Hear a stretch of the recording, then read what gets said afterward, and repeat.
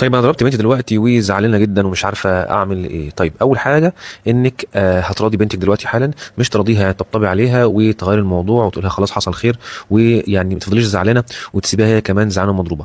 خلاص ده رقم واحد. رقم اتنين عايز اقول لك ايه، رب ضاره نافعه. انا اب وانت ام والامهات كتير وزوجتي حتى، كلنا بنغلط، وانا كمان ضربت بنتي في يوم من الايام والى الان ندمان على كده.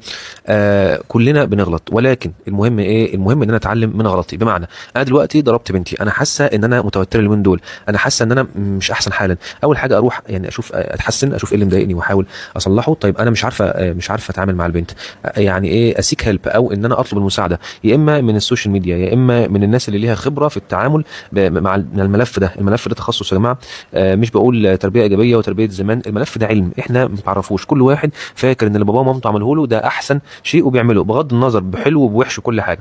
فانا اقول لك تجربتي، انا لما لقيت نفسي مش عارف اتعامل ومتضايق، قعدت اقرا كتير بفضل الله، قرات كتب كتير فوق ال 10 كتب، واسمع كتب صوتيه عن التربيه، واي لمحه فيها عن التربيه بالذات التربيه الاسلاميه، ان انا اشوف النبي صلى الله عليه وسلم ازاي كان بيعامل ولاده والغلمان، عشان اخد حاجتين، اربي كويس واخد ثواب في نفس الوقت. فده المهم، مش المهم انك تهدي نفسك وتهدي الطفله وبكره تضربيها التاني وبكره تضربيها بعده.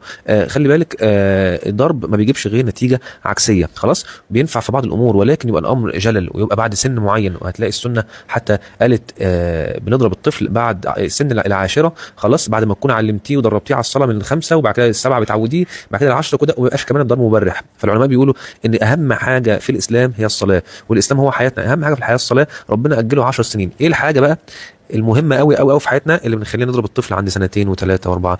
وخلي بالك انت بوتي تريننج مره واثنين بصي اوعي تيأسي، اوعي تيأسي من اي حاجه. انا الكومنت والله برد عليك على طول، انت لسه عامل كومنت دلوقتي عشان انا بسمعه كتير وبسمعه من زوجتي.